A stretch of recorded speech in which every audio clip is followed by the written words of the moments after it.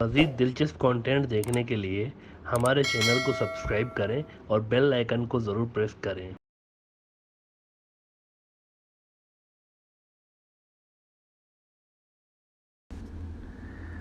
Calcutta India से Abdullah SK ने सवाल किया है कि I used to admire Turkish president Erdogan as Islamic leader but I can understand the clash of Taliban and Erdogan. Is Erdogan playing in national interest card instead of Islamic interest, so is he fake खलीफा? अच्छा, fake खलीफा, this is nice one. हाँ, fake खलीफा। अच्छा, हम ज़रा यहाँ पर ये मेंशन कर दें कि तुर्की और तालिबान का इशू है क्या। मे भी बहुत सारे लोगों को इस बात का इल्म ना हो। कुछ रोज़ कबल तैयब अर्दोगान ने कहा था कि तालिबान को अफ़गानिस्तान से कब्ज़ा छोड़ना पड़ेगा, तालिबान का तरीका गैर इस्लामी है। ये अर्दोगान के अल्फाज हैं। बहुत से लोगों को तैयब अर्दोगान की इस बात पर बहुत हैरत हुई है, लेकिन we are not surprised at all. कुछ लोग ये एक्सप्लेनेशन दे रहे हैं, यूट्यूब पर हमने बहुत सारे लोगों को सुना है, वो ये कह रहे हैं कि देखें, तुर्की जो है ना, ये काबुल एयरपोर्ट का कंट्रोल अपने पास रखना चाह रहे हैं। नेटो के मुल्क और अमेरिका की ये ख्वाहिश है कि ये काबुल एयरपोर्ट का अपने पास रखें, क्योंकि आने जाने में हमें फिर सहूलत होगी। कैसे आएंगे जाएंगे? अगर तालिबान एयरपोर्ट पर ही बैठे हुए होंगे तो फिर तो वो तो कच्चा चबा जाएंगे हमारे लोगों को। तो वो ये चाह रहे हैं कि काबुल एयरपोर्ट पर कम से कम तुर्की रहे, थोड़ा सा हमें एक सेफ कुशन मिलेगा इस हवाले से। लेकिन तालिबान ने इस पर मना कर दिया है तुर्की को, और उनका कहना है तालिबान का कि भाई देखें, हमारा और अमेरिका का ये मुआहदा हुआ है कि नेटो और अमेरिकी फ़ौजियों समेत तमाम जो गैर मुल्की फ़ौजी हैं वो निकल जाएंगे अफ़गानिस्तान से, और तुर्की भी जैसा कि नेटो का ही तो मुल्क है ना, वो भी नेटो में, तो वो भी निकल जाए ना यहाँ से। वो क्यों रहेंगे? अगर वो यहाँ रहेंगे तो उसका मतलब है कि गैर मुल्की फ़ोर्सेस अफ़गानिस्तान में रहेंगी, तो फिर गैर मुल्की फ़ोर्सेस के साथ हम वही सलूक करेंगे जो कि गैर मुल्की फ़ोर्सेस के साथ होना चाहिए। वैसे अर्दोगान को ये उम्मीद थी कि काबुल एयरपोर्ट की सिक्योरिटी पर अफ़गान तालिबान मान जाएंगे, लेकिन ऐसा हुआ नहीं। तो फिर अर्दोगान के इसके बाद सख्त बयानात सामने आना शुरू हुए। लेकिन असल मसला हम आपको बता दें, तो आपको हर जगह सुनने को मिल रहा है ना, तो एयरपोर्ट का इशू, एयरपोर्ट का इशू। असल मसला क्या है? असल मसला इससे बहुत पहले से शुरू हुआ पड़ा है। ये एयरपोर्ट वाला जो एपिसोड है, ये तो अब सामने आया है ना, हालिया कुछ महीने हुए हैं इसके सामने आए हुए इस इशू को, लेकिन बात उससे पहले की है।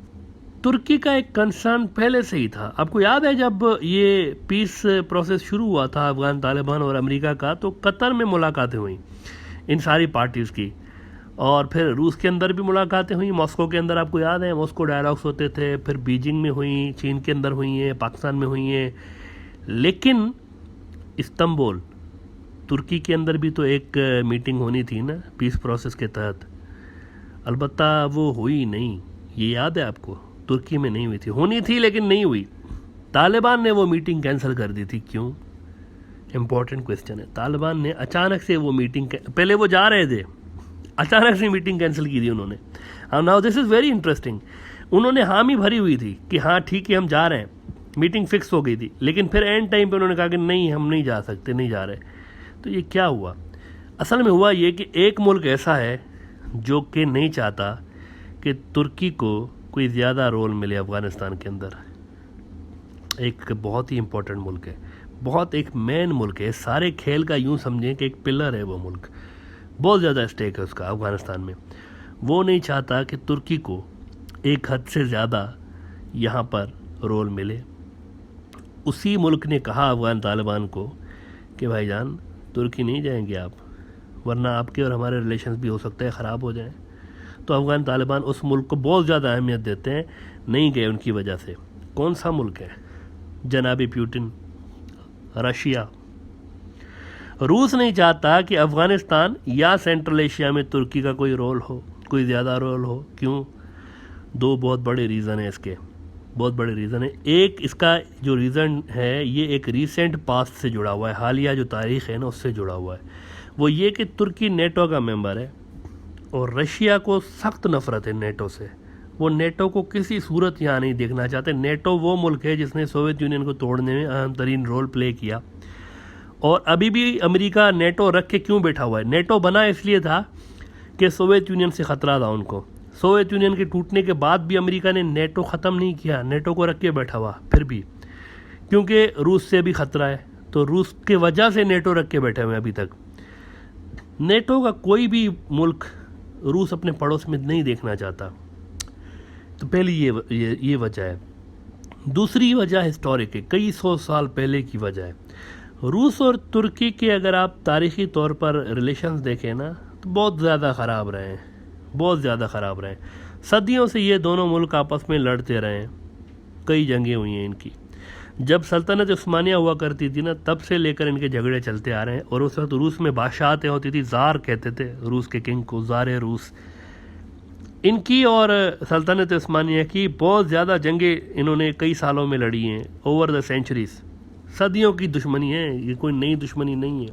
और वो दुश्मनी आज तक समहाउ चलती हुई आ रही है, कभी वो स्लो हो जाती है, कभी तेज़ हो जाती है। इसके बाद हमने आपको बताया कि हालिया तारीख़ में आपको ये नेटो वाला अलायंस मिलता है, तो उसका भी तुर्की हिस्सा रहा है। तुर्की की वैसे मजबूरी थी, ये बात नहीं है कि तुर्की रूस की वजह से नेटो में गया, तुर्की की बहुत बड़ी मजबूरी थी। यूरोप के दरवाजे पे है तुर्की। तुर्की is the gateway of Europe, Europe का दरवाज़ा है। यूरोप तुर्की से स्टार्ट होता है, तो दरवाजे पे वाक़ है। तो अगर यूरोप के अक्सर मुल्क नेटो के अंदर जा रहे थे और तुर्की अपने ही रीजन से अलग हो रहा था, नेटो में शामिल ना होके, तो उनके लिए मसला हो रहा था कि भाई पूरा रीजन एक तरफ है, हम कहते ये वही है जैसे पूरा साउथ एशिया BRI में चला गया है, इंडिया नहीं गया, तो इंडिया के लिए बड़े मसले पैदा हो चुके हैं। नेटो में भी यही था, सारा रीजन गया हुआ था और तुर्की नहीं जा रहा था, तो तुर्की ने कहा ऐसा ना हो कि नेटो हमारे खिलाफ ही इस्तेमाल हो जाए, तो तुर्की भी बहालत मजबूरी इसके अंदर शामिल हो गया था। तो अफ़गान तालिबान जैसा कि रूस और चीन के बहुत करीबी हैं। इंडिया गया था ना, अभी जयशंकर साहब गए थे तालिबान के ख़िलाफ़ करने रूस को, लेकिन उनको आइडिया नहीं है कि उनके बड़े डीप जो रिलेशंस हैं वो डेवलप हो चुके हैं अफ़गान तालिबान के। वो जानते हैं कि रूस और चीन उनके मेन इकोनॉमिक पार्टनर बनने जा रहे हैं मुस्तकबिल में, और चीन ने अभी से ही इसको BRI में शामिल कर दिया है अफ़गानिस्तान को। और रूस का भी ये प्लान है कि सेंट्रल एशिया में इसको हम अफ़गानिस्तान को आने वाले दिनों में शामिल करेंगे, जैसे ही वहाँ पर लॉ एंड ऑर्डर की सिचुएशन बेहतर होती है। तो इनके साथ करीबी रिलेशंस हैं अफ़गान तालिबान के, इसीलिए वो रूस की वजह से इस्तांबुल नहीं गए। इस पे तैयब अर्दोगान ने बुरा मनाया हुआ है कि यार मेरा स्टेक तो कम हो रहा है वहाँ अफ़गानिस्तान में, तालिबान तो मुझे लिफ्ट ही नहीं करा रहे, और हम रिस्पेक्ट डिज़र्व कर रहे हैं, हमें वो रिस्पेक्ट नहीं मिल रही। हम डिज़र्व कर रहे हैं कि हमारा एक वहाँ पर होल्ड है, हमारा भी एक इन्फ्लुएंस है वहाँ पर, लेकिन तालिबान हमें उस हिसाब से इम्पोर्टेंस नहीं दे रहे।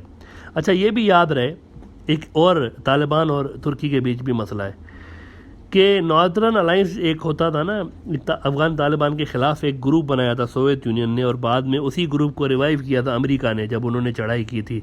उसी ग्रुप को यूज़ करते हुए तालिबान के साथ लड़ाया गया था, उसको कहते हैं नॉर्दर्न अलायंस। नॉर्दर्न अलायंस का एक लीडर है, उसका नाम है रशीद दोस्तम।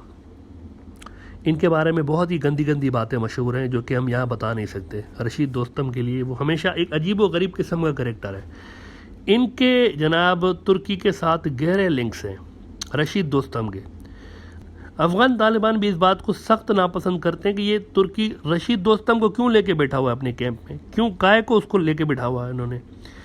तो दोनों तरफ कुछ कंसर्न्स हैं, लेकिन हम आपको ये बताएं कि ये मसला हल हो जाएगा, तालिबान का और तुर्की का मसला हल हो जाएगा। और उसकी बुनियादी वजह क्या है? उसकी बुनियादी वजह यह है, ये सारे फड्डे में एक ऐसा भी मुल्क है जिसका अफ़गान तालिबान के साथ भी बड़ा ज़बरदस्त रिलेशन है और तुर्की के साथ भी बड़ा ज़बरदस्त रिलेशन है, और वो मुल्क एक्टिव है। उस मुल्क का फिर रूस के साथ भी अच्छा रिलेशन है, चीन के साथ भी बड़ा ज़बरदस्त रिलेशन है, और वो मुल्क एक्टिव है, बड़ा बहुत एक्टिव है। और वो मुल्क इन दोनों के बीच में एक सलो सफाई के लिए कोशिश कर रहा है इस वक्त, और उस मुल्क का नाम है पाकिस्तान। और इन कोशिशों का असर आपको नज़र भी आ रहा है कि अफ़गान तालिबान ने बयान दिया है हालिया, ये जो अर्दोगान साहब के बयान के बाद उन्होंने कहा है कि हम तुर्की हमारा ब्रदर मुल्क है, इनके साथ अच्छे रिलेशंस रखना चाहते हैं। और उन्होंने कहा कि हमारे बयान को गलत ना देखा जाए, हम उसली बात कर रहे हैं कि काबुल एयरपोर्ट जो है ना, ये हमारी ज़मीन है, और ये हमारी ज़मीन पर कोई गैर मुल्की फ़ौज होगी तो हम कैसे बर्दाश्त कर सकते हैं। इसी वजह से तो हम अमेरिका से लड़ रहे हैं इतने साल तक कि गैर मुल्की ट्रूप्स नहीं होने चाहिए, हमारी ज़मीन है, हमारा इस पर रूल होना चाहिए। तो एक सॉफ्ट स्टांस उन्होंने अर्दोगान की इस बयान के बाद दिया है तालिबान ने कि तुर्की के साथ बहुत अच्छे रिलेशन रखना चाहते हैं, ये हमारे ब्रदर मुल्क हैं। तो ये एक कंट्रोल्ड डिसएग्रीमेंट है, ये कोई ऐसी बात नहीं है कि ये कोई बहुत यानी कोई जिसका कोई हवा बन जाए, it won't go beyond certain limits, ये एक लिमिट के अंदर डिसएग्रीमेंट रहेगी, क्योंकि बीच में जो मुल्क है ना, पाकिस्तान हो गया, चीन हो गया, ये वो मुल्क हैं जो कि इस रीजन में किसी किस्म की टेंशन नहीं चाहते, और ये मुल्क लगे हुए हैं कि ये सारा तुर्की और इसके बीच जो ताल्लुकात हैं इनको दोबारा से सही किया जाए, और होपफुली ये जल्दी सॉर्ट आउट हो जाएंगे।